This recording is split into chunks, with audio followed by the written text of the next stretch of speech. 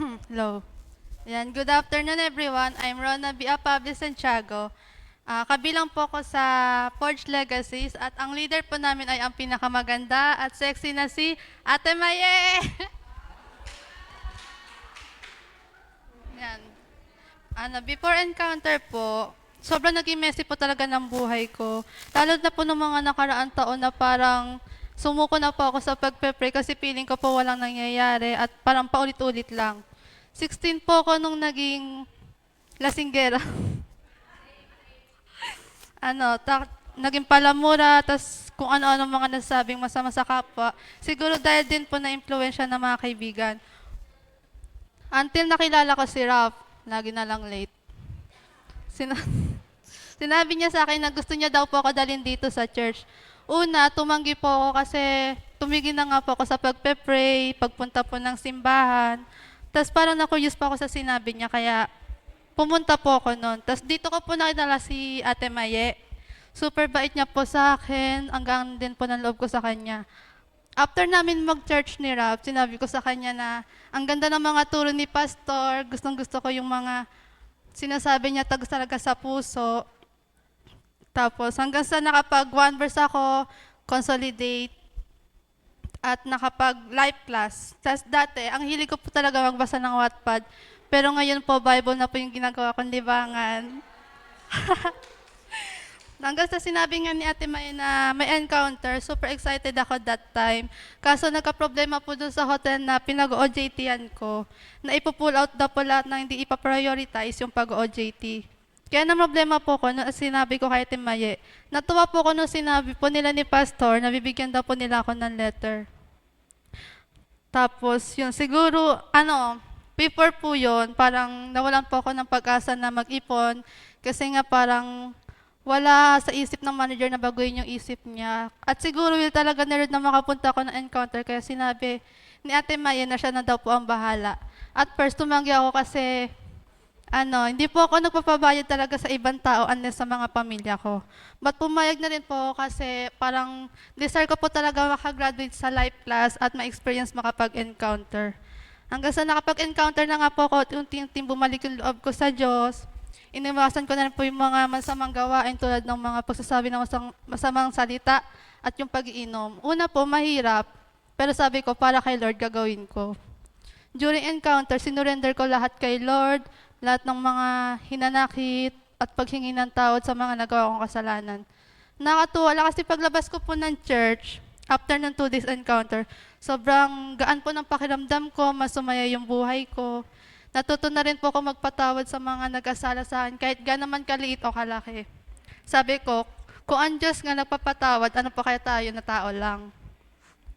Tapos nagkaroon din po ako dito ng mga kaibigan. Dati kasi halos 2 o 3 lang nagiging kaibigan ko. Kasi it's either nire-reject ko yung mga friendship na inaalok nila sa akin o inaalok ko sa kanila. Nire-reject din po nila. At hindi ako nakatanggap ng rejection dito sa church. Kaya super thankful po ako dahil pinadala ng Diyos si Rap sa akin. At pinunta dito sa church para mabago ang buhay ko. At masasabi kong this is the best experience of my life. Yun lang po.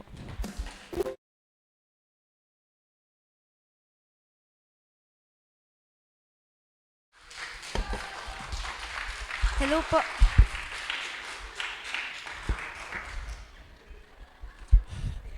Hello po, ako po si Angel and leader ko po si Ate Jean.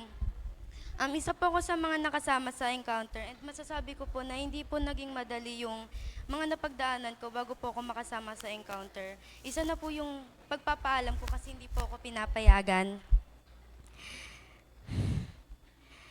Wait lang. And isa na rin po sa naging problema ko yung kulang po yung pera ko. Pero thank you po kay Lord kasi sa kabila po ng mga napagdaanan ko na yun is nakasama pa rin po ako sa encounter. And para po sa akin, yung nabago po sa akin is yung pagbibigay ko po ng oras sa Diyos. Dati po kasi parang sinasabi ko po na gantong oras ko na lang gagawin yung devotion ko, gantong araw na lang ako gagawa ng activities, sa susunod na lang ako magpipray. Parang ganun po. Dapat araw-araw po yun eh. Tapos, na-realize ko po na hindi po yun tama. dapat binibigyan po natin si Lord ng oras sa buhay natin. At yun lang po yung nabago or natutunan ko. Nabigyan natin si Lord ng oras. Kasi sabi nga po, di ba, kapag inuna natin si Lord, hindi niya po tayo ihuhuli. So yun lang po. And I encourage everyone na sana makasama din po kayo sa mga susunod pang dadating na encounter. At mag-enjoy po kayo doon at mabubusog po talaga kayo. Hindi lang po sa masasarap na pagkain, kung hindi sa mga word of God na maririnig niyo po. Thank you po.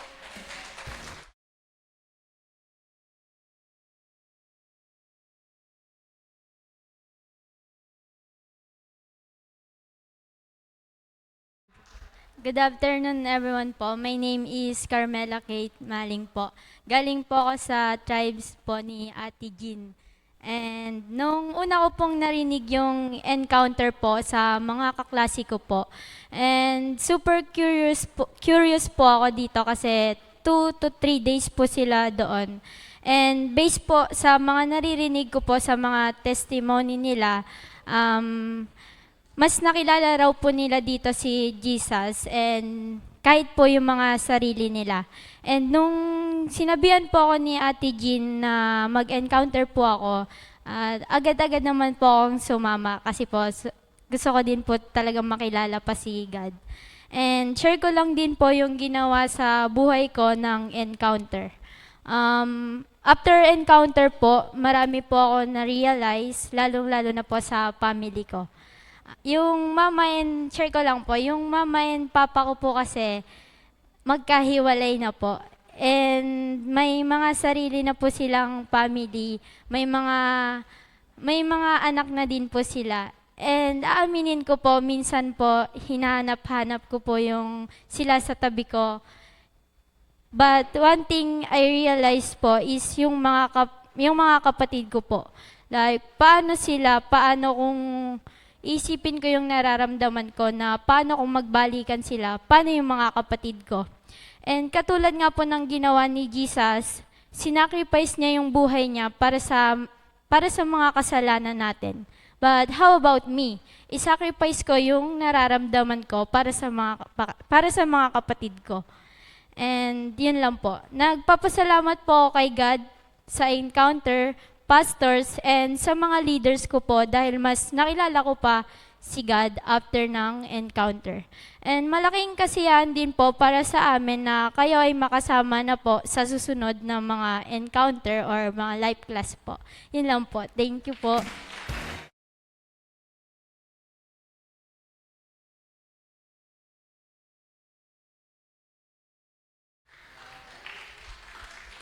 Have a blessed afternoon po sa lahat. Ako po si Janina May Espatigas. Galing po ako sa tribe po ng Chosen One. And leader ko po si Ate Jean and si Ate Felisa po. And today I will testify how God changed my life. Nung una ko pong narinig yung encounter, sobrang na curious po talaga ako kung ano ba talaga yung encounter. And marami din po ako narinig sa mga friends ko na nag-encounter din po. And nag-ask po ako sa kanila if ano po ba yung encounter. And sabi po nila, bawal daw po sabihin and basta daw po, masaya daw po yun. And nung malapit na pong mag-encounter, may mga challenges po bago po ako mag-encounter. May problem po financially and family problem din po. Then, nag-chat po ako kay Ate Jean and sabi ko, nag-chat po ako sa kanya nung April 17 po gabi and sabi ko po sa kanya, baka po hindi po ako makapag-encounter kasi nga po, wala din po akong pera and hindi din po ako pinapayagan ng mama ko pong mag-encounter. And sobrang sorry po ako sorry kay Ate Jean sa chat kasi nga po, sabi ko, hindi po ako makakapunta ng encounter and sana po hindi po siya ma-disappoint sa akin. And nag-chat po siya sa akin na hindi, mag-e-encounter ka. And grabe po yung iyak ko nun kasi nga po, akala ko hindi po talaga ako makakapag-encounter. And praise God po, nakapag-encounter po ako nun. Then, nag-try po ulit ako magpaalam sa mama ko po, ipapayagan niya po akong mag-encounter. And nagtalo lang po kami. Sabi niya po, hindi daw po ako pwede pumunta ng encounter kasi nga po, bakasyon, dapat sa bahay lang po. And ano po, sa sobrang tigas po ng ulo ko, hindi po ako nakinig sa kanya. Talagang ginawa ko po, tumakas po ako. Binabantayan ko lang po siya kung gising po ba siya or hindi. Para po makaalis po ako. Then, nung ano po, nung after na po ng encounter, ang dami pong realization po nung nag-encounter ko po. Natutunan ko pong harapin yung mga bagay na naranasan ko sa buhay at mga bagay na iniiwasan at kinakatakutan ko. Sobrang dami ko pong natutunan nung nag-encounter po ako, and grabe po mangusap si Lord sa buhay ko. And sobrang grateful po kasi. Grateful po ako, and dahil isa po ako sa mga kabataan na nakakilala and tumanggap po kay Lord. And nagti-thank you po ako kay Lord sa encounter, pastor and leader po, dahil sa kanila malinaw na sa akin kung bakit po ako nabubuhay. And in-encourage ko po kayo na mag-encounter po kayo para maranasan nyo po yung mga naranasan namin, and maranasan nyo po na ma-encounter nyo po si God. Yun lang po. Thank you po.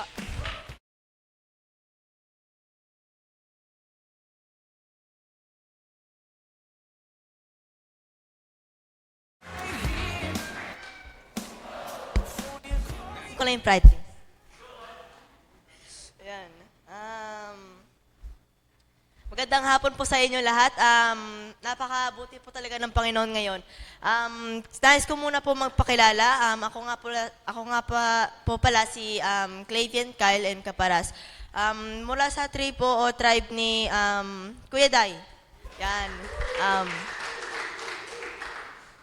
Nang narinig ko yung about sa magkakaroon ng encounter, syempre, nabigla ako kasi last encounter, hindi po ako naka-attend. Syempre, kasi merong exam yata, nakalimutan ko na, pasensya na. And, syempre, yung nagkaroon po ng encounter, nabigla po ako. Masaya po ako noon, and at the same time, inisip ko rin po kung saan ko kukunin yung pera kasi bata pa po ako. Well, yun nga, napaisip ako, medyo malayo pa naman. What if mag-ipon muna ako? Siyempre, malayo pa naman, pwede naman ako mag-ipon. So, ginawa ko po is, nag-ipon ako kahit mga 10, 5, hanggang lumaki po ng lumaki yung naipon ko po. Then, yung about to, na-curious din po ko kung anong meron doon.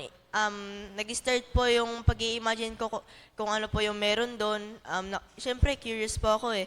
Then, yun nandun na po ako, nabigla po ako kasi parang kala ko, yung pagkapunta ko po doon, wala masyadong katao-tao. Then, pagtagal, may tumarating na po ng tao kasi mga about 7 na ako nakarating po doon. Then, wala pa naman po ako nakakita ang iba nakaupo rin po doon.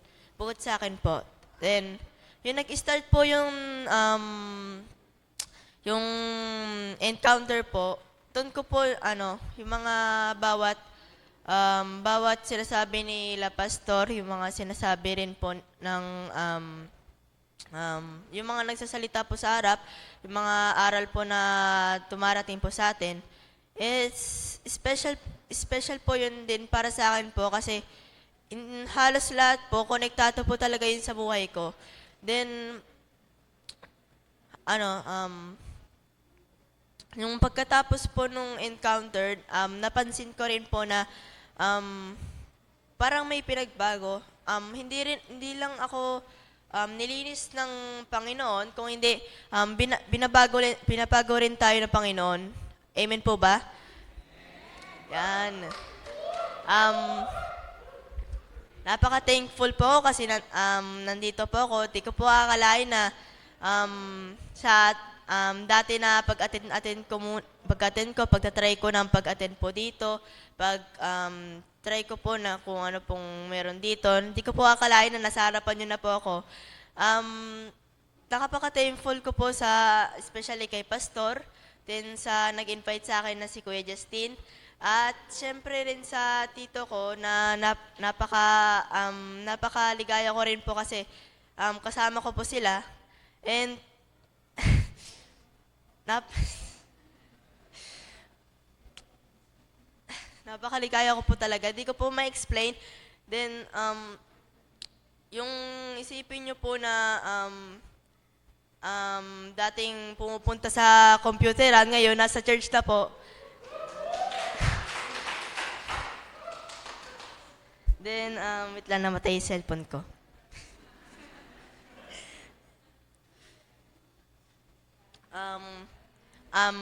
Doon ko rin po na-start na-feel ko po na mas napalapit po ako sa Panginoon natin. Then, doon po rin nag-start yung, mas tumagal po yung pag-pray ko kasama ang Panginoon natin. And, compare dati sa ngayon po is napakalaki po ng pinagbago kasi dati, buong araw nasa labas, buong araw nasa computer, naglalaro, ganon. Tapos ngayon, di ko ma-imagine na nandito po ako. At di ko po ma-explain talaga eh. Pero napaka-thankful po talaga ako. Alam kong hindi, para sa akin po, hindi po sapat yung pagpapasalamat ko sa Panginoon. Pero kahit paano pa rin po, magpasalamat po pa rin tayo kahit natutunan ko rin naman po sa encounter o sa church na sa encounter, yung natutunan ko rin po doon is pag-honor or pagtanggap sa Panginoon natin. Siyempre, hindi lang naman po pag-attend. Siyempre, dapat may purpose po kasi sayang naman po yung pag-attend mo kung wala naman pong purpose, parang sinasayang mo po yung oras mo, di ba? And napaka-thankful po ulit ako sa ating pastor at siyempre sa pinaka-poki ko pong Kuya Justin. At saka sa leader ko po na si Kuya Dai.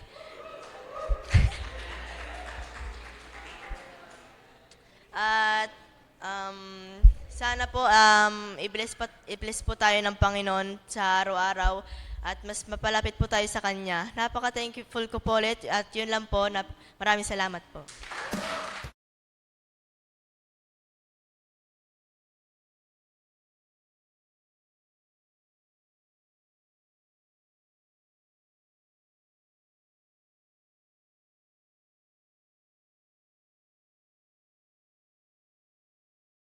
Our senior pastor, Pastor Vernon J. Viana.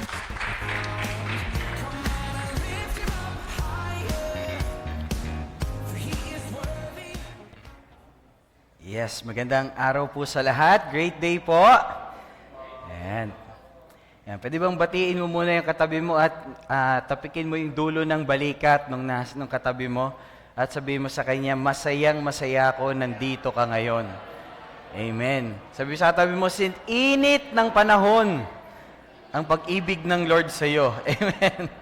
Right? So we are back po sa ating series na Holy Detox. Last week po we talked about the resurrection of our Lord. Pero bago yung resurrection ng Panginoon, bago may nabuhay, meron munang namatay. Tama po ba? At bago niya po dinaanan yon, meron siyang complete surrender. And behind every total and complete surrender, doon po na itatatag yung pagkabuhay namang muli na kayang gawin ng Panginoon. Kailangan nating mamatay para tayo muling mabuhay. Kailangan nating magbigay para tayo tumanggap. Kailangan nating magpakumbaba para tayo itaas.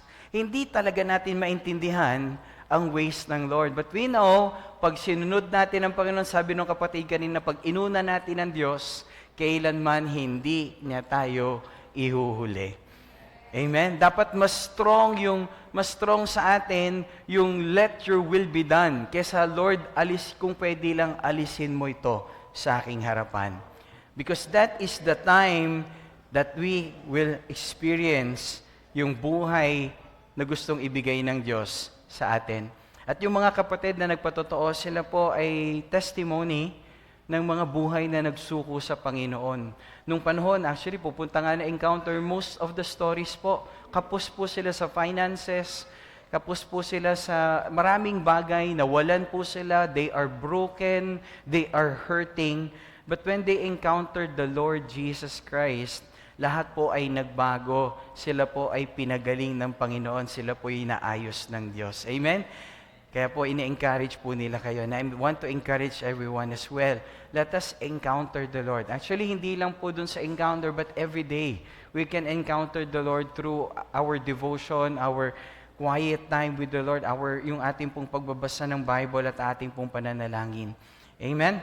Okay, at ngayon po, no, we're back dun sa ating series na Holy Detox. Okay, pero bago po tayo magtuloy doon, can we just have yung declaration po natin, because again, we'll be engaging with the Word of God. No, grab hold of your Bible, physical Bible, or your digital Bible. Open po natin yung ating Bible app. No, kung nandiyan po yung ating Bible sa cellphone, i-open po natin ngayon at i-declare po natin to sama-sama po tayo. Okay? Ready? On the count of 3. 1, 2, 3, go. This is my Bible. This is the Word of God. I am what it says I am. I have what it says I have. I can do what it says I can do. Today, I will be taught by the Word of God. I boldly confess. My mind is alert. My heart is receptive. And I will never be the same again. In Jesus' name, amen. That's our word of prayer. Our Heavenly Father, we thank you sa oras po nito. Alam po namin, walang pinakamagaling na umayos sa amin kundi kayo. At kaya po hiningi namin, O Lord, that your power, Holy Spirit, minister to each and every one of your people na, Lord, uuwi kami a different us. Dahil pinalaya nyo, inayos nyo kami. Lord, we know na taon po ginawa ng kaaway manira, mangwasak, pumatay. But Lord, alam po namin, saglit lang sa inyong tahanan, Lord, meron pong kalayaan. Saglit lang, Panginoon. And just like sa encounter, 2 days, pero Lord, yung sinira ng kaaway na napakahabang panahon for just 2 days, Lord, inayos nyo na po, Panginoon. And Lord, we claim, hanggang ngayon, ginagawa nyo po ito. At kaya nyo pa rin gawin. And I declare that sa buhay po ng bawat isa. At sa oras po nito, Diyos, pakita nyo po sa amin, yung malinaw, so that malaman namin ano yung mga bagay na kailangan naming iwasan, ano yung mga bagay kailangan naming alisin, and the things, God, na kailangan po naming itatag. Lord, salamat po sa oras nito. Pagpalain niyo po yung bawat isa na puso na magmistulang matabang lupa na pagtatamnan ng inyong salita. Make our hearts, Lord, right, so that, Lord, yung seed from you, Lord, from your word na maitanim, ito po'y tumubo, yumabong, and let us all experience, Lord, yung bountiful blessing, di lang 30, di lang 60, but 100 and more times, more fold po, Panginoon. Salamat po. Thank you. In Jesus' name we pray. And Agasi po say, Amen and Amen. Right? Again, magandang hapon po sa lahat, and we are now back po dun sa ating series na Holy Detox. No, and how many of you have experienced na ikaw po ay nabully? No, nung ako po ay bata, ako po ay nabully. Experience po nung ako po kaya po si Pastor, hindi po ako nag-excel, naging average student ako. Inaral ko yung sarili ko. Kasi way back grade 1, grade 2, kasi po tutok na tutok din ng parent ko sa akin, mom ko. Grade 1, grade 2, nagtatap po ako. 1 and 2 kami nung best friend ko. Then dumating yung time na, of course, kung ikaw ay nagtatap, nag-excel ka sa klase, and nag-desire din yung mga parents ko na kami, why not hindi kami malipat ng first section? Tama ba? So nilipat kami ng first section nung kami po ay grade 3. But the thing is, siguro meron ng special bond yung mga grade 3 noon, yung first section, nung nilipat kami ron. But naka-experience po kami ng, siguro parang discrimination. We are being bullied nung amin po mga classmate nung time po na yon, no? Okay, kung sino man po kayo, mahal ko po kayo. Ito po'y kwento na lang. Alam ko, nagbago na po kayo. But that time, sabi ko, parang ang tatalino nila, pero ang sama naman ng ugali nila. Kasi binubuli. Kasi makulit din po kami eh. No, kasi po, siyempre, yung mga first section nun, mga matatalino na, yung tapos tingin pa, mababait sila, di ba? Pero nung nandun kami, makulit kami ng best friend ko, nung time. Kaya lang pagdating po doon, no, nagkaroon po, kaya naaral ko yung sarili ko, we were bullied, Iba po yung nadi-discriminate kami na parang hindi kami worthy na maging first section. And since then, nakita ko po, kaya nung nag-grade 4 po ako, hindi na po ako first section. Hindi na po ako first section. Ayoko nang maging mapunta sa first section. Kaya simula po nun, ayoko nang mag-aral ng mabuti. Tama na yung average na lang ako. Yun pala yung naging effect sa akin. No? May nga nakaka-relate ba rito? But hindi na po alam ni Mami yon yung pinagdadaanan mo na yon. Siyempre, bata ka pa, hindi ko rin, no, wala pa mga mental health noon. Pero those were the times na parang ayoko na, parang pwede lang, ayoko na mag-aral nung time na yon. But salamat sa Panginoon, no, dito pa rin po tayo. And there was this time also, sino po rito naka-experience din na, di ba rin nung pag mga grade school na, I think about mga grade 4 po kami noon, grade 4, grade 5, may mga barkada kang malalaki na talagang pag malalaki, alam mo na sila yung bully, di ba? No, sila na yung bully dun sa school, sa klase. At meron po ako na-encounter na classmate ko, yung meron siyang mannerism na gumaganon. Meron kayong kakilala, may mga mannerism, may mga kakilala kayo, may mga mannerism. May mannerism siyang gumaganon. Since palagi kami magkakasama, no, though tropa naman po kami, but medyo kasi malaki kasi siyang tao. Ako po kasi maliit lang noon, maliit na mataba pa, no. And dahil kasama ko siya palagi, siguro parang napapaganon na rin ako.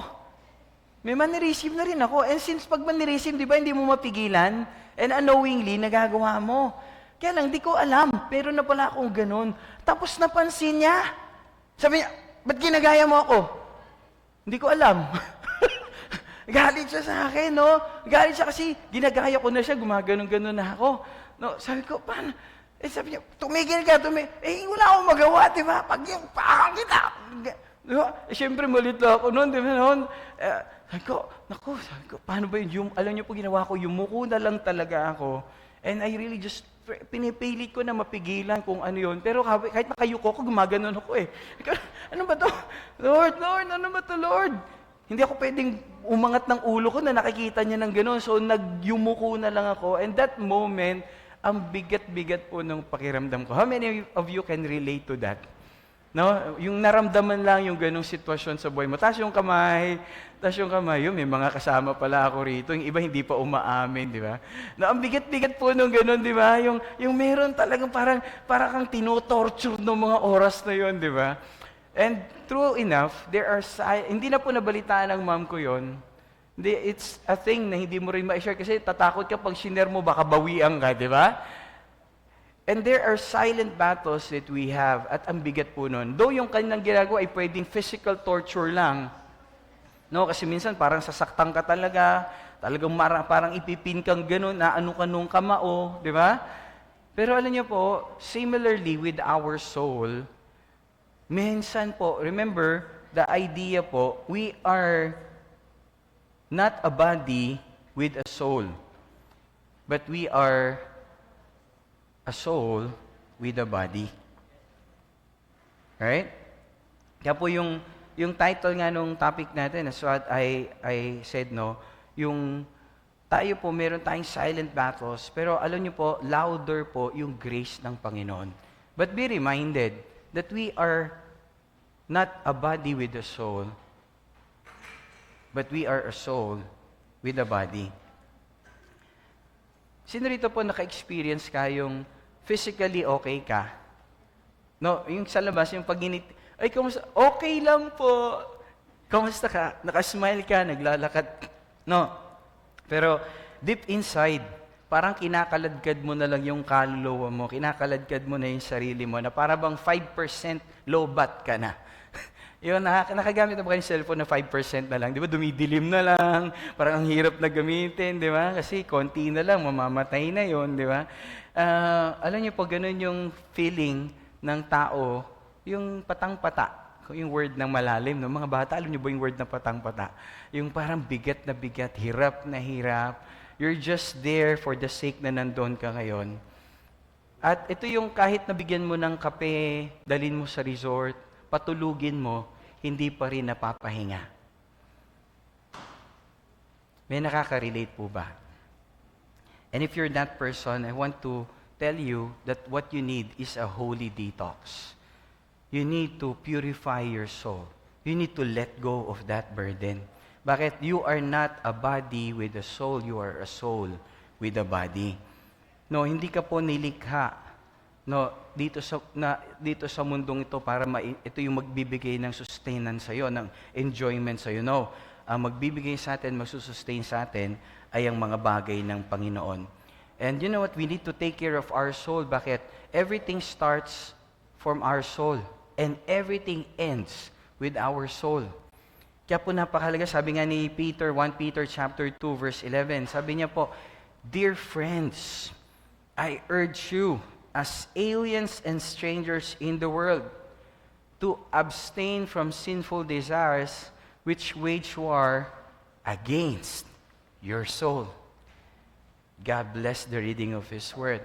Ano pong ibig sabihin ng verse? Kapatid, hindi tayo taga rito, stranger lang tayo sa lupang ito. Ibig sabihin, hindi ito yung final home natin. Kundi ang final home natin ay sa Panginoon. But kaya lang, bakit nagiging burdened yung ating kaluluwa? It's because of the sin. Yung dumi na nilalagay ng mundong ito that we allow na maburden tayo. If you'll allow me, ano ba yung nagdala ng burden sa atin? Kasi yung body po natin nagki-crave ng sugar, ng carbohydrates, di ba? Ng sweets.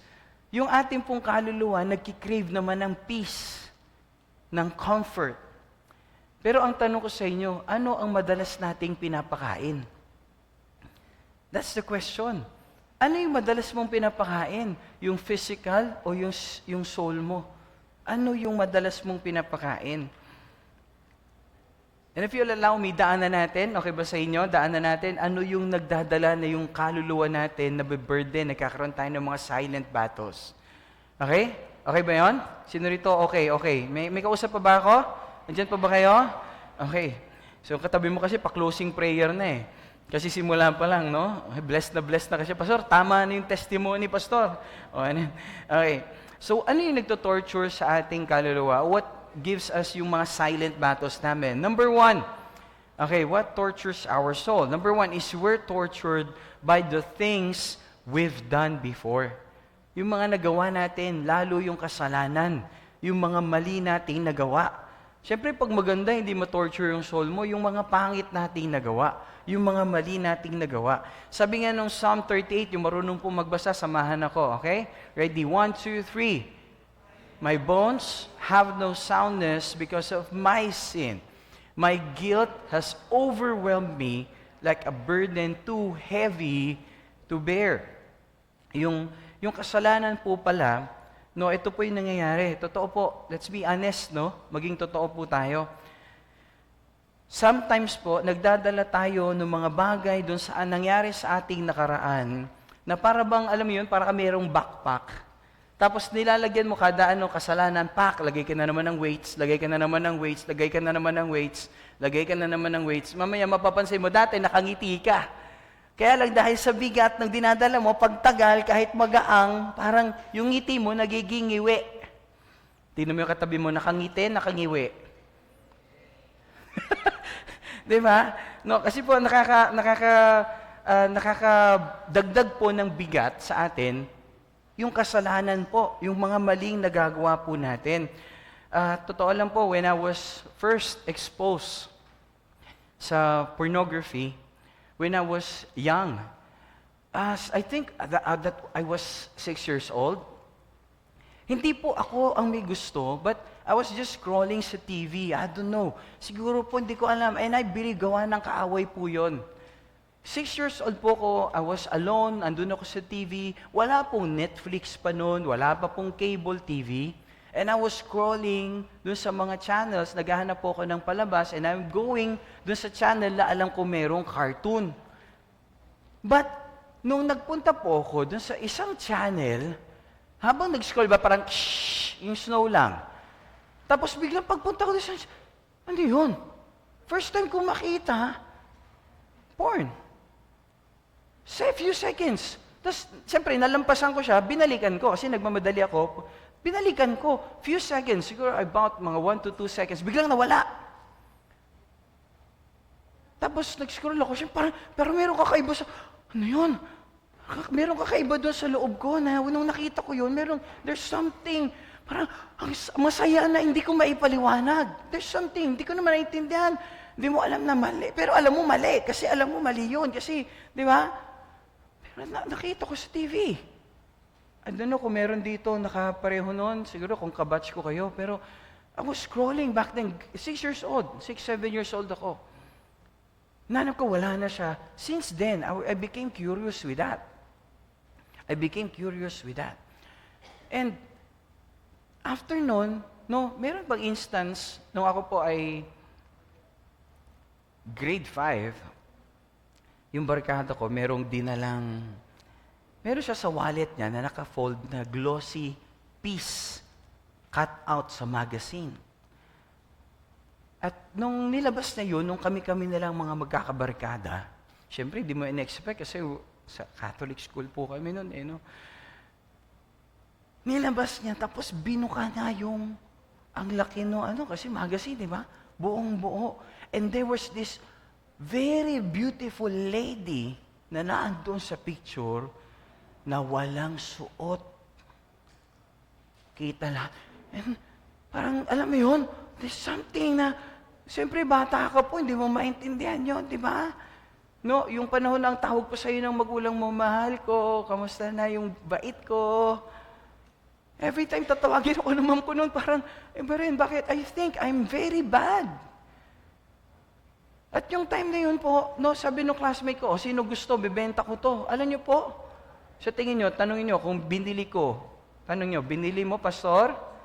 Binili ko! Binili ko. And inuwi ko sa bahay and I look at it from time to time. Alam ko po mali. Pero alam niyo po, Pastor, bakit mo sinishare to? According to the studies, at sadly po ngayon, Philippines po, according to the statistics, is number 3 sa porn surfers sa buong mundo. And some ay very proud pa. Number 3 kami sa mga nanonood ng mga malalaswa. And according to the studies, 50% of men, hindi ko po nilalahat kasi 50% nga. Kung hindi ikaw yun, hindi ikaw yun. But 50% of men, according sa surveys, nanood ng porn or similar to that. And women, according to the statistics then, women were about 25 to 30% of women, I'm talking about Christians as well, nanood din ng mga bagay na hindi dapat panoorin. Nagbasa ng mga bagay na hindi dapat basahin. These things confused us.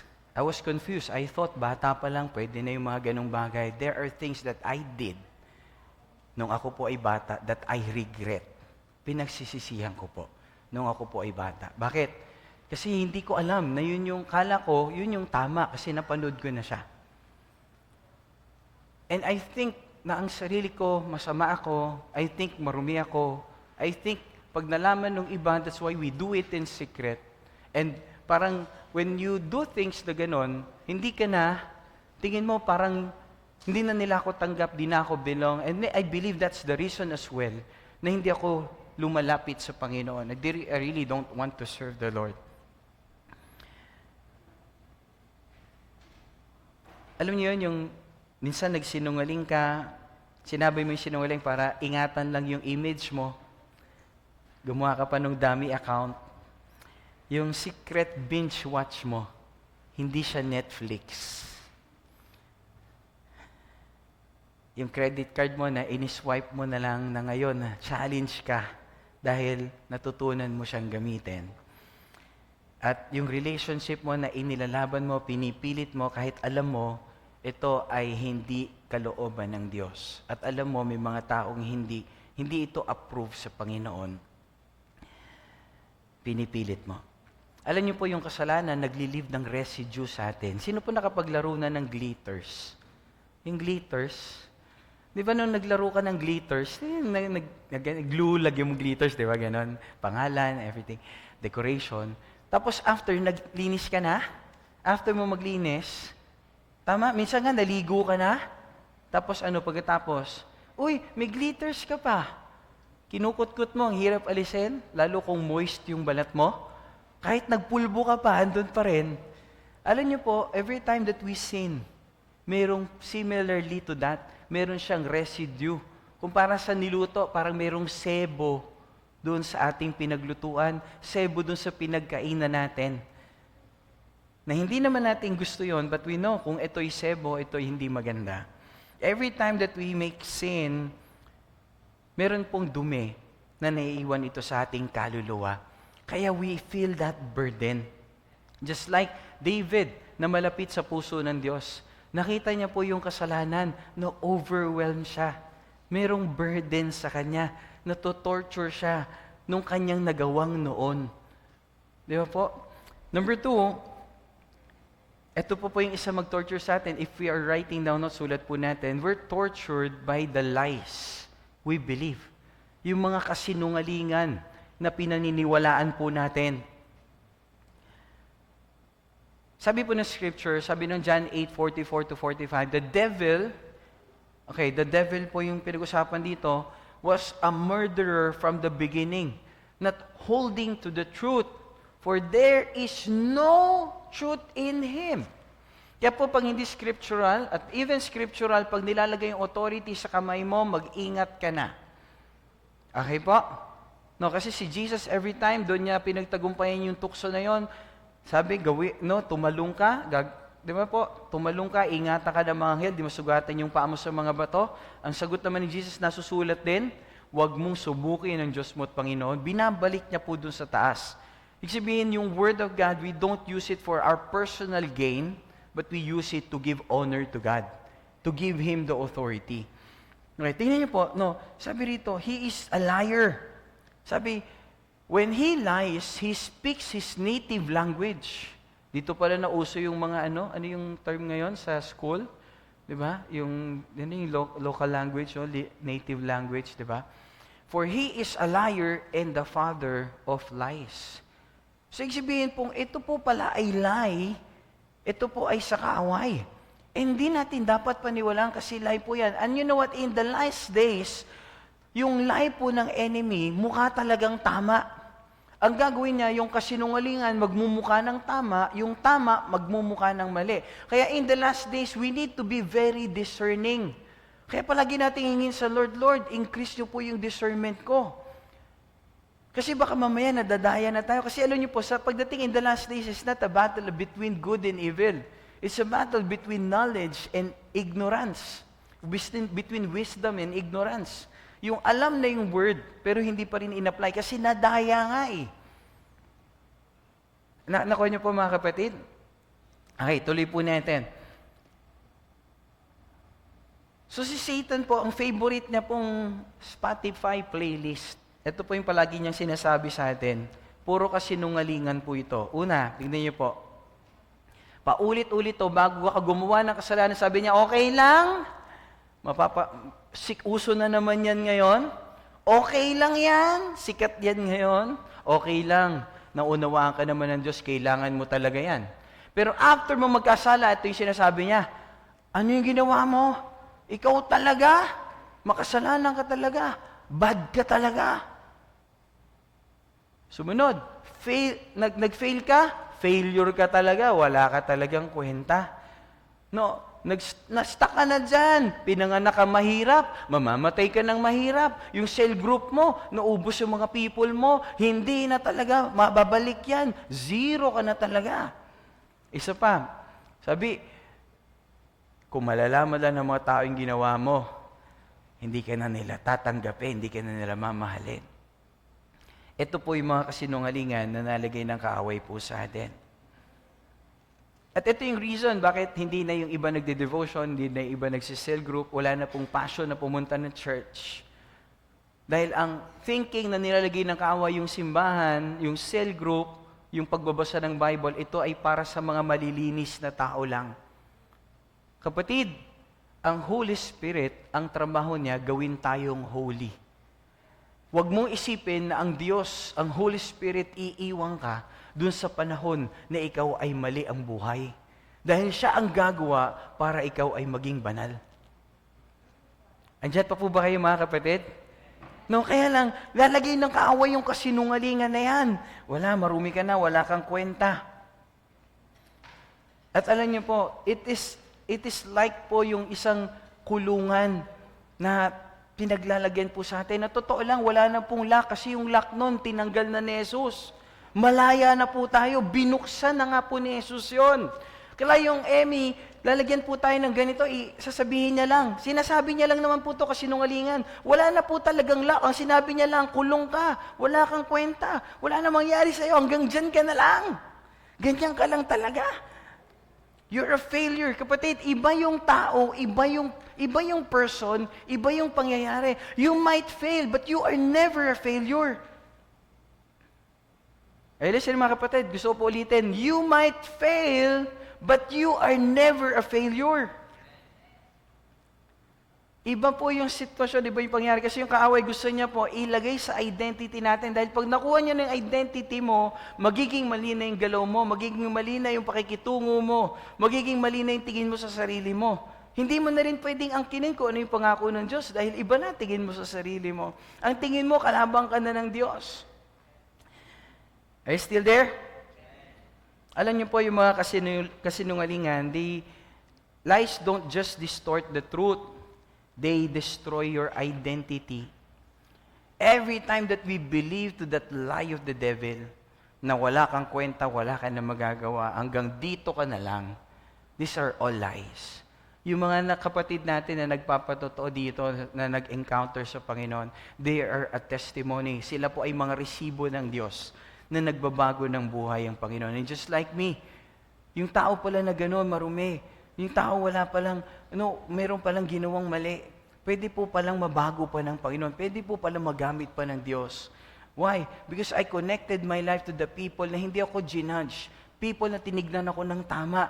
People na tinulungan ako na makaahon ako mula doon sa aking pagkakalugmok, doon sa mga addiction ko, na sa kabila ng aking bisyo, sa kabila ng aking mga maling pamumuhay at ang sinabi pa sa akin, you very fast to become a pastor. And I thank the Lord for the life of our pastor, our late pastor, our founder, Pastor Kim. Why? Because tinignan niya po ako ng tama. Hindi niya po ako tinignan doon sa kasalanan ko. Hindi niya po ako tinignan doon sa nagawa ko mali. Similarly with our Lord, hindi niya po tinitignan tayo doon sa nagawa po nating mali. Ibang-iba po talaga ang Diyos. Yung kaaway po, lahat ng mali mo, ibabato niya sa'yo. Ang Panginoon, lahat ng mali mo, binayaran niya na, nilinis niya na, pinatawad niya na, at tinawag kang anak ng Diyos. Amen. Tuloy natin yung palakpak sa Lord. So ano yung gagawin natin so that we will experience yung freedom na gustong ibigay ng Panginoon? Number one, if the enemy is telling lies sa'yo, you need to tell your soul. You need to speak to your soul. You need to preach to your soul the truth. Sabihin mo doon sa kaluluwa mo, pwede ka makipag-usap sa sarili mo, okay? Huwag ka lang sasagot. Okay po? Lalo pag nasa Starbucks ka, nagko-coffee ka, kinakausap mo yung sarili mo, okay lang. Huwag ka lang sasagot. Okay po ba? Mahirap po, baka mapagkamalan po tayo. Okay. Yan, mapagkamalan tayo doon, no? Okay, kapatid, you don't detox by ignoring the poison. You get it out. Sino po rito nakasubo na o nakakain na ng panis? Ha? Taas yung kamay, nakakain na ng panis. Ay, grabe, dito pala yung mga tropang kumain ng panis. Hindi pa nagsubo lang, pastor. Di ba nakakain ka ng panis? Okay, even yung kanin na halumanis. Ano yung halumanis? Yung halos panis. Yung mamasa-masa, di ba? Pero minsan pinilit mo kasi yun na lang yung pagkain. Tama ba? No? Kasi inubusan ka nila, no? Yun na lang inabot mo. But, you know what? Anong gagawin mo nung nakasubo ka nung panis? Yung talagang alam mong panis. Di ba? Anong ginawa mo? Sinabi mo lang, ay, panis. Ganun ba? Ay, panis. Ganun ba? Hindi. Anong ginawa mo? Di ba? Niluwa mo. Nilabas mo kasi alam mo, hindi yan makakatulong sa'yo. Ang tanong ko, yan din ba yung attitude natin When we encounter yung mga pangit na bagay, may naglalagay ng galit sa'yo, ng sama ng loob sa'yo, may mga evil things, no, na tukso. Ano bang ginagawa natin? Yes, we made a mistake. Ano gagawin natin? We need to renounce that. We need to vomit it out. We need to tell the truth. Yeah, nagkamali lang ako, pero hindi ako bad person. Nagkamali lang ako, pero hindi ako isang pagkakamali. Amen? Maaring sinabi lang ng mga nanay at tatay ko na aksidente lang anak, pero hindi ako isang aksidente. Amen, mga kapatid? No, bakit? Kasi po, we need to vomit it out. You need to fight that with your faith. Kailangan mo yung shield of faith, yung truth ng Panginoon, yun yung panglaban mo dun sa line ng enemy. Anak ako ng Diyos, bayad na ni Jesus. Alam niyo po, every time na merong accusation yung devil before the Lord, palagi siyang ganun, accuser. Tayo, hindi tayo dapat accuser, pero tingnan nyo, accuser ng brethren. Ano sinasabi ng ama? Di ba? Siyempre, ang ama parang, oo nga, totoo nga, ginawa. Pero ang Panginoong Jesucristo nandun sa tabi. Pinapakita yung kanyang kamay.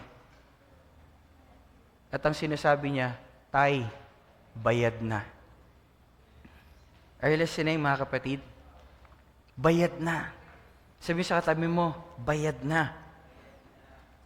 Tell your soul the truth. Tell your soul the truth. You are not a loser. You are not a failure. Iba yung tao, iba yung pangyari. Number 2, na kailangan natin gawin. If you're writing notes, sulat po natin to. It's better to confess your sins than hide your sins. Ano pong ibig sabihin? Kapatid, wag mong itago. You need to vomit it out. Kailangan mong ilabas. Hindi makakatulong sa'yo pag sinikret mo yan. That's not your design. Hindi yan para sa'yo. Yung marumi, yung pangit, yan, nagawa mo, pero para yan mawala sa'yo, you just need to confess it. Kailangan mong ipahayag ito. Kailangan mo dalhin sa liwanag yung kasalanan mo. Dahil pag sinikret mo yan, God is a God of light. Is the God of light. No, hindi niya po, hinayaan niyo yung darkness sa enemy. Kaya kung tayo ay magsisikret, hindi yan papakialaman ng Diyos. But I tell you, hindi yan maaayos. Bakit? God is God of light. Proverbs 28:13, ano sabi ng scripture? He who conceals his sin does not prosper. Wala pong progress. Walang pag-angat. Pag may tinatago tayong kasalanan. But whoever confesses and renounces, kinonfess mo, ni-renounce mo, ayoko na yan. Break na tayo. Di ba? Finds mercy. When you say mercy, ito po ay habag. Ibig sabihin, kung dapat sa iyo ay parusa, dapat sa iyo kamatayan, kabaliktaran yung binigay, hindi binigyan. Okay? Hindi ginawa yung masama. Pero pag sinabi pong grace, imbis na parusa, kabaliktaran pa yung binigay. Blessing pa binigay. That's grace. Andiyan po ba kayo, mga kapatid? And if we'll just confess our sin. The problem po kasi, kaya po bumibigat yung ating kaluluwa, we feel that torture within, is because iniingatan po natin yung kasalanan. Sinisecret po natin. Sinosolo po natin. Hanggang anong mangyari? Sabihin sa'yo, hindi ka nakarapat-dapat. You tatamarin ka na mag-devotion, tatamarin ka na mag-cell group. No? Kasi hindi ka nag-devotion, i-check ni sa leader yung devotion sa cell group. Ngayon, absent ka na sa cell group kasi nahihiya ka.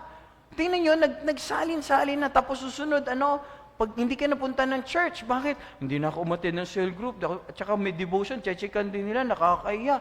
Puro ganon. But if you just accept yung mali mo, if you just confess na merong nangyayari sa'yo na hindi maganda, hindi ka lalaya, kapatid. Alam niyo po, yung kasalanan, para pong lason yan. No? Sino rito po naka-experience na food poison ka na? Nakita na kayo ng na food poison? Walang ginawa yung sakit ng tiyan, tapos kasi nga yung katawan natin, no, similarly, God's temple, hindi niya i-allow yung pangit, kaya meron tayong normal na response. Alam niyo po si Pastor, meron akong alcohol intoxication. Allergic ako sa alcohol. Salamat sa Panginoon. Bakit? Kasi po, Hindi ako malakas mag-inom, mga 2 bote lang, pulang-pula na ako, na ang kati-kati na nung mga ano, meron na akong ganon. Na tapos, yung mga barikado ko, ang saya-saya pa nila, kukulit pa nila, ako po, iba na. Noon po yun ha, noon ha. Baka sabihin si Pastor, manginginom. Di po, noon yun. Before Christ, okay? But nung, alam nyo, tapos ito yung isang bagay na inayaw ko na talaga. Alam nyo yung sobrang tindi, yung hilong-hilo ka, sakit. Tapos pag suka ko, normal talaga no? Tumawag na ako ng uwak. Sino ito may mga tumawag ng uwak? Uwak! Wala namang kumakain no? Okay, tinawag ko lahat ng uwak! Talagang ang sakit-sakit, di ba? Pag ganun ka na, no? Parang bumabaliktad na yung sikmura mo. Kulang na lang lumabas yung intestines mo, yung large intestine, tsaka small intestine, pati yung stomach mo, di ba? Pero pag tapos mo ganun, pag angat kong ganun ng ano ko, yung mga singkit kong matang pulang-pula, tapos meron akong luha ditong 2. Sabi ko, Lord, mula ngayon, hindi ka na iinom. Inakausap ko yung sarili ko sa salamin, doon sa CR nung bahay nung classmate ko. Simula noon, ayoko na. Bakit tinatag ko na po yun? Why? And I confess that ngayon, kino-confess ko sa inyo. Right? Pero noon po yun. Right? Alam niyo po, yung confession is your soul vomiting out the toxins. Every time that we confess, ito ay similarly, nag-confess, humingi ng tawad, pinahayag. Ito po, pinapalaya po tayo. It's like yung mga toxin lumalabas sa atin. Kaya po sa encounter, bakit very powerful yung encounter? Kasi po sa encounter, of course, kailangan you need to be honest. You need to be humble. You need to be hungry for God. And you need to have high expectation. Kaya po pagdating sa encounter, lahat ng mga kapatid kung ano yung need doon sa bawat session, inilalabas po nila. That's why natututo silang magpatawad, dumarating yung kagalingan ng Panginoon kasi po may mga ginagamit din doon, may mga guides sila. That's why doon natin po makita every time that we confess, meron pong ginagawa yung Panginoon na lumalaya po tayo. Merong toxin sa katawan natin na papatay sa atin na lumalabas so that tayo po ay lumalaya at lumalakas. Amen? Ano po yung 2 klase ng confession? Una po, you confess. No, 2 kinds ng confession. You confess to God. We confess to God. Alin po, bakit? Pag nag-confess tayo sa Lord, forgiveness po kasama niyan. Pag nag-confess tayo sa Lord, meron pong forgiveness. Okay? Kapatawaran. Pero hindi ka pa magaling. Kaya po 2 part yung confession. Una sa Diyos, para patawarin ka. Sabi po ng 1 John 1:9, if we confess our sins to God, He is faithful and just and will forgive us our sins and purify us from all unrighteousness. Lilinisin tayo sa lahat ng karamihan. Ibig sabihin po, malinis, pero hindi pa magaling. Malinis lang. Tama, parang may sugat ka, nasugatan ka, nilinis, malinis. Pero hindi pa siya magaling. Pero para gumaling, meron sinabi rin ng scripture, na si Lord, hindi na siya shock doon sa kasalanan natin. At pag siya po, nag-confess tayo sa Lord, ang dala niya po sabon, hindi po maso. Okay po ba yun? Ang tingin kasi natin, pag nag-confess tayo sa Lord, mamasuhin tayo, hindi. Ang dala ni Lord sabon, lilinisin tayo sa lahat ng karumihan natin. Ligo ang bibigay ni Lord. Okay ba yun? Okay, mapalad po yung mga hindi yung walang rasyon ng tubig, no? Diba? May ligo na bibigay si Lord. Amen. Okay. Number 2, paano tayo pagagalingin? Sabi, we confess to people for healing from sins.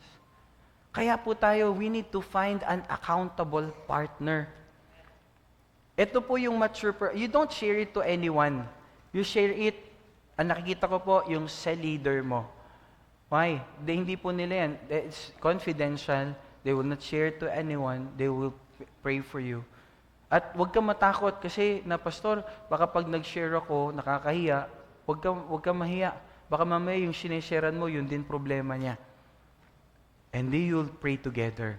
At ang sabi ng scripture, pag may 2 o 3 na nagtipon sa aking pangalan, andun ako sa kalagitnaan. And where the Spirit of the Lord is, there is freedom. Kaya pala mayroong kalayaan, kaya pala mayroong kagalingan. Kasi kinonfess mo to your brother and your sister, yung kasama ng family, accountable person. No, kinonfess mo kay pastor. At times po, may nagko-call sa akin, pastor, meron akong something, meron kaming challenge mag-asawa. O sige, doon tayo sa office, usapan natin. They confess. Mamaya, naayos po sila. Bakit? Kasi po they confess. Inaamin nila merong mali. Sabi po ng James 5:16, confess. No, therefore confess your sins to each other and pray for each other so that you may be healed. Yes, you are forgiven. Pero yung healing, you need to accept. You need to be, dumaan ka doon sa situation that you are vulnerable. To accept na meron kang nagawang mali. Kasi hanggat di natin inamin, there is pride. Pero pag inamin po natin, there is healing. Alam niyo po, dumarating yung kagalingan doon sa panahon, moment ng Me Too. Kasi hindi mo alam yung sharean mo. Baka mamaya, siya rin, ganun. Doon dumarating yung kagalingan. Bakit? Nakikita mo, naunawaan ka nila, bro, okay lang yan, normal yan. 50% ng people, lalaki, nanonood talaga niyan. Pero, okay ba sa'yo kung yung nanay, tatay, yung nanay mo, okay, at saka yung kapatid mo, kung may kapatid kang babae, okay ba sa'yo kung sila'y tinitignan mo yung hubad nilang katawan? Hindi, of course. So, ganun din doon sa mga tao na tinitignan mo. Kung ayaw mong ganun yung nanay mo, tsaka yung kapatid mong babae, huwag mo rin titignan ng ganun sila. Then you realize, alam niyo yung may mga challenges po, di ba yung parang okay na ako, biglang, isang linggo na po, wala. Pero pagdating na naman nun, mayroon na naman po. Ito kasi, gusto mo matutunan para talaga lumaya doon, hindi po bigla yung pang 7 araw na nangyari na lang, parang nanood ka uli, nag-give-in ka uli sa tukso, hindi po yun bigla. Ang tanong, ano yung pinakain mo sa kaluluwa mo nung mga araw bago nangyari yon? Hindi ka nga nanonood ng mga oras na yon, pero tumitingin ka ng mga, lalo ngayon, maraming outingan, tinignan mo yung mga wall ng mga kakilala mo na nagsusuot ng mga day ring na suot, tapos pinost naman nila sa Facebook, guys, okay lang mag-swimsuit sa resort, sa beach, sa ilog, okay lang. Okay lang yun kasi swimming yun eh. Okay lang din mag-picture. Pero wag mong ipopost sa social media. Kasi pag pinost mo na sa social media, wala na yun sa resort.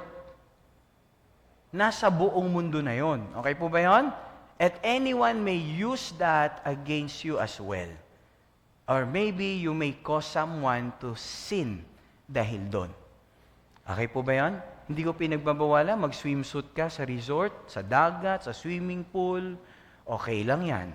Pero wag mo nang i-post sa social media. Okay po ba mga kapatid? Okay, mabalik tayo. Di ba? Ano yung tinignan mo bago nangyari yun? Yeah, hindi ka na nanonood. Ano yung tinignan mo? Pastor, mga may damit naman. Oo nga. Pero dahil yun yung nafe-feed mo, there's something na kumakain sa loob. Yung dati mong pagkatao. Amen? Sabi nga nung isang wise proverb, kung gusto mong patayin yung bad dog at gusto mong mabuhay yung good dog, huwag mo na lang pakainin yung bad dog. Hindi mo kailangang patayin. Nandiyan po ba kayo mga kapatid? Yun lang yun. Kaya naging full-blown lang yun na 7 day. Ano yung tinignan mo nung araw, day 1, day 2, day 3, day 4? Kaya nangyari lang yun. Yun yung kailangang bantayan. And, of course, number 1, watch and pray. You need to be connected to the Lord dahil you are just a branch and your fruit is dependent on your connection. Ang tanong, kamusta ang devotion mo? Kamusta ang prayer life mo? Amen? Kasi yung connection mo, yun lang yung magdadala ng bunga mo. Dito po ba kayo mga kapatid? Okay, may natututunan? And it's very difficult yung time na ikaw'y maging vulnerable to someone. Yung i-open mo yung sarili mo, awkward, di ba? Parang kahiya, jahe. Pero alam niyo po ba, sabihin ko sa inyo, awkward yon. Pero that is the most freeing moment. Yun yung delivering moment mo. Yung yung aminin mo yung mali mo. Awkward, pero after mo aminin, lalaya ka na. Merong isang kapatid, hindi ko lang share yung pangalan niya, pero sinare niya po sa akin. Sabi niya, hindi niya na po ginagawa, pero nung nag-encounter po siya, niremind siya ng Lord na meron pala siyang unfaithfulness sa kanya pong asawa. After encounter, pinrompt siya ng Panginoon, humingi ka ng tawad sa asawa mo. I-open mo yung area na yan. Though tapos na, hindi niya na ginagawa. Pero in-approach niya yung asawa niya, kinuwento niya yung nangyari, humingi siya ng tawad sa kanyang asawa. After niya gawin yun, nakakahiyaman. Pero after nun, sabi niya, Pastor, ang sarap-sarap ng pakiramdam, clean slate na. Wala na yung bigat. Bakit? Inamin niya na po yung kanyang mali.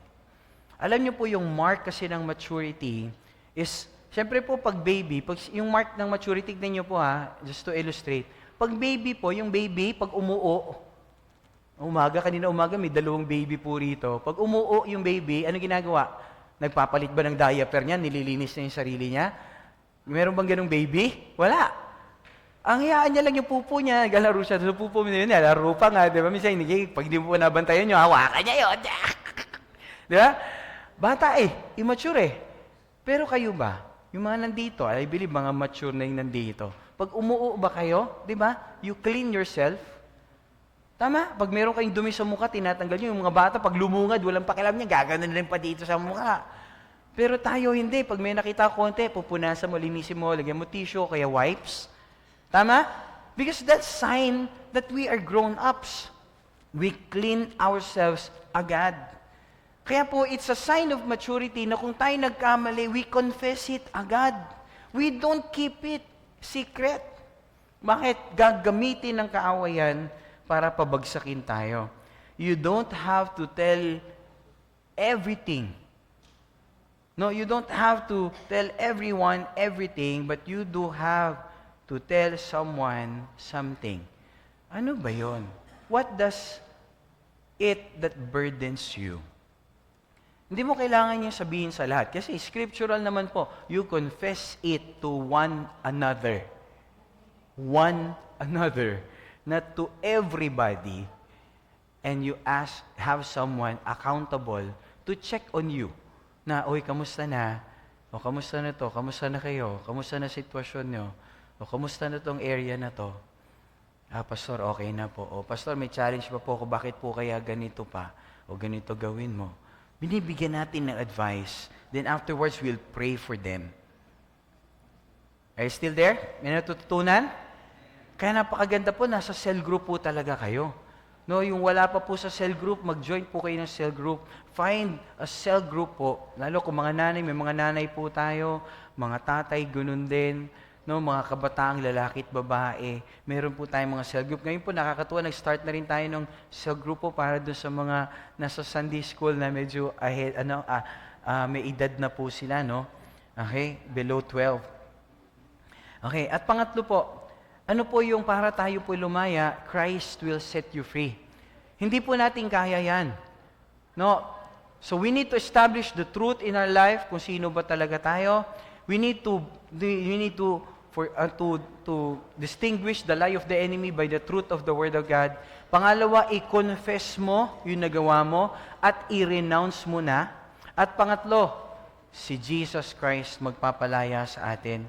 Sabi po ng 1 Corinthians 10:13, sabi po, no temptation has seized you except what is common to man. And God is faithful. Say that word, faithful. God is faithful, and He will not let you be tempted beyond what you can bear. Ibig sabihin sa katabi mo, kayang-kaya mo yan. Yung laban mo, kaya mo yan. Hindi raw tayo bibigyan ng Diyos ng suliranin na higit sa ating kakayanan. Kaya kung ano man yung challenge na pinagdadaanan mo ngayon, kapatid, just want to tell you, kaya mo yan. Sabi ng Panginoon. And this is actually principle ko po ito nung ako po yung nagsisimulang batang pastor. Kasi po, mga nililid ko, ako po nag-open ng mga cell group sa tatay, mga cell member ko po, mga 40 plus. Way back po, ako ay 20 plus. Nakanyo? So, pero, salamat sa Panginoon. Yung fear mo kasi, yung baka tanungin ako, di ko masagot. Bago pa po nila ako, yung pag tinanong nila ako, bago pa mangyari, alam ko na sasagot. Hindi ako lalagyan ng Lord. Tinatag ko na po to. At pinakabata po na cell member ko po no, 93 years old. Bata ano po, 93? Meron pong 60 plus, merong 50 plus, may 40 plus. Andyan pa ba kayo? Okay. So, pero ito po yung tinatag ko. Kaya po pala. Sabi sa katabi mo, kaya mo yan. But sabi niya, but when you are tempted, He will also provide a way out so that you can stand above or under it. Sabi sa katabi mo, there's always a way out. Alam niyo po, kahit yung lust po, kumakatok, kapatid, merong exit. You can go out. Alam niyo po, kahit yung galit, kumakatok, pwede ka mag-decide na hindi ka magalit. Alam niyo po, pwede pala kayong mag-decide na hindi magalit. Pwede ka mag-decide kahit nakakagalit na yung sitwasyon, sabi mo na sa sarili mo, nag-decide na ako, hindi ako magagalit. Hindi ako magagalit. Kahit galitin niyo ako, hindi ako magagalit. You can make that decision. Why? Because you made a decision. You made a decision. Kahit minsan nandyan yung takot, alam niyo po, mayroong bulong si Lord, yung katotohanan. Mahal kita, binigay ko na yung buhay ko para sa'yo. Walang kasalanan na ihigit pa sa pag-ibig ng Diyos. Walang kasalanan. Just accept the grace of God. Ano yung grace? Hindi ka hinatulan, hindi lang yon. Mga dapat pinarusahan, hindi pinarusahan, no. Kabaliktaran. Imbis na parusa, pagpapala pa yung binigay. Amen? Kaya sabi sa katabi mo, you are blessed. 1 Peter 2:24 before we close. 1 Peter 2:24, if you're writing the notes, sulat nyo. He Himself bore our sins in His body on the tree, so that we might die to sins. Yung ginawa ni Jesus para mamatay na tayo doon sa lumang tayo, para mamuhay na tayo sa katuwiran, by His wounds you have been healed. Sa pamamagitan ng kanyang mga latay, ikaw ay magaling na. In Jesus' name. Amen. For you were like sheep going astray, tupang naligaw, but now you have returned to the shepherd, chief shepherd, and overseer of your souls. Remember? We are talking about soul. Baka meron po rito, bagabag ka, bigat na bigat yung kaluluwa mo. Pero kapatid, I want to tell you, ginawa na ni Jesus para ikay lumaya. Pwede mong tanggapin yun ngayon. Pwede kang lumaya ngayon. Pwede kang lumaya ngayon. Pwede kang lumaya ngayon. Pwede kang lumaya ngayon. Bakit? Binayaran na Jesus 2,000 years ago. Amen. Alam niyo po, si Jesus, hindi ka lang niya pinatawad, pinagalingan niya. Hindi ka lang niya po binandage yung sugat mo. Binuhat ka pa niya, kapatid.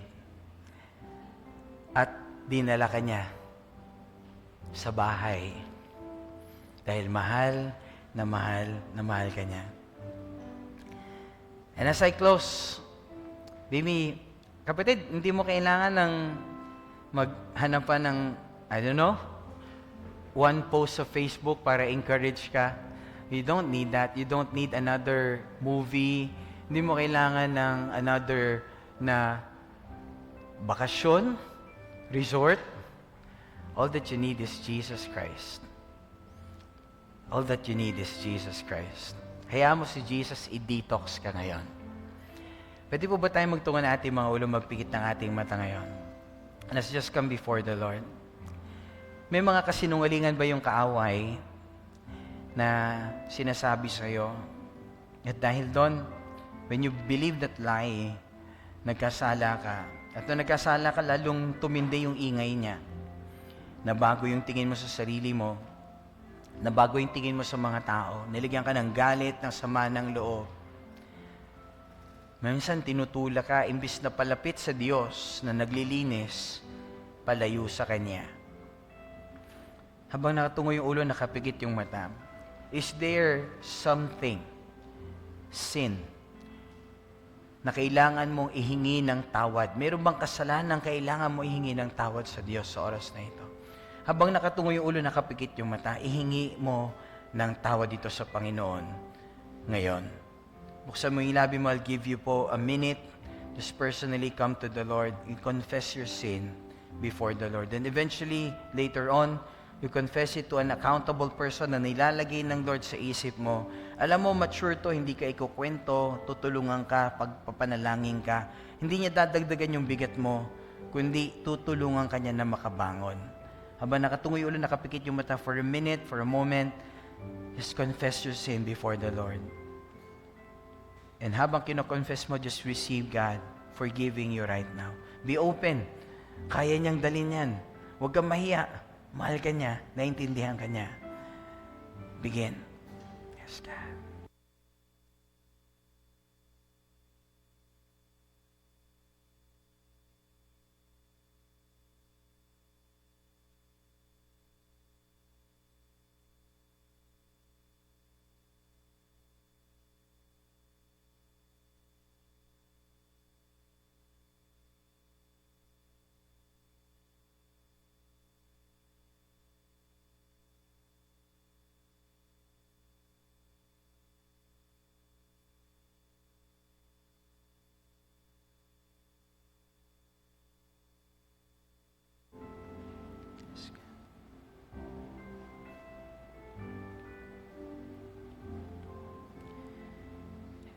And just pray with me. If you're this person that you need Jesus Christ right now, and you believe na binayaran niya na sa krus para ikay malinis, para ikay lumaya ng ganap, just pray with me this prayer. Lord Jesus, salamat po sa pagpapagaling ninyo sa akin. Salamat po sa pagpapalaya ninyo sa aking bigat na kaluluwa. Salamat po na minahal niyo po ako kahit dun sa panahon na ako po ay nasasakop, nakakulong dun sa guilt and shame at kasinungalingan ng kaaway. Pinapahayag ko po yung aking mga kasalanan ngayon. And I renounce it. Ayoko na po rito. At naniniwala po ako na kayo ay tapat na magpatawad at magpagaling. Tulungan niyo po ako na mamuhay ayon sa kalooban niyo, na meron pong kalayaan araw-araw. Bigyan niyo po ako ng lakas na maging ilaw at asin din po ako doon sa mga taong nabibigatan, sa mga nahihirapan, sa mga nasasaktan ngayon. May mga sugat. Gamitin niyo po ako, Panginoon. Ito po yung aking dalangin. In Jesus' name. At sa oras na ito, if this is the first time hindi mo pa tinatanggap si Jesus sa buhay mo, ito yung unang pagkakataon that you'd like to receive Jesus Christ bilang Hari, Panginoon, kasi yun ang simula ng kalayaan. Pag tinanggap mo si Jesus bilang Panginoon tagapagligtas, kung ikaw yung taong ito, habang nakatungo yung ulo ng lahat, nakapikit yung mata, kung ikaw yung taong ito and you want to receive Jesus Christ for the very first time, habang nakatungo yung ulo ng lahat, nakapikit yung mata, taas mo yung kanang kamay mo. If you're this person, you want to receive Jesus for the very first time, unang pagkakataon, and just pray with me this prayer. Just pray with me. Heavenly Father, inaamin ko po na ako ay nagkasala at kailangan ko po ng tagapagligtas. Kailangan ko po ng kapatawaran. Nananampalataya po ako na namatay si Jesus para bayaran ang lahat ng aking kasalanan at nabuhay naman siyang muli. Hinihingi ko po, Panginoon, na kayo po ay manahan sa aking buhay, sa aking puso. At mula po ngayon, kayo na yung Panginoon na tagapagligtas na aking buhay. Salamat po sa pagliligtas niyo sa akin. Baguhin niyo po ako. Tulungan niyo po ako na mamuhay ayon sa inyong kalooban mula ngayon at habang ako po ay nabubuhay. Ito po ang aking dalangin. In Jesus' name. In Jesus' name. And guys, we po say, Amen. If this is your first time, welcome sa family ng Panginoon. Palakpakan natin ng Diyos. And let's worship the Lord.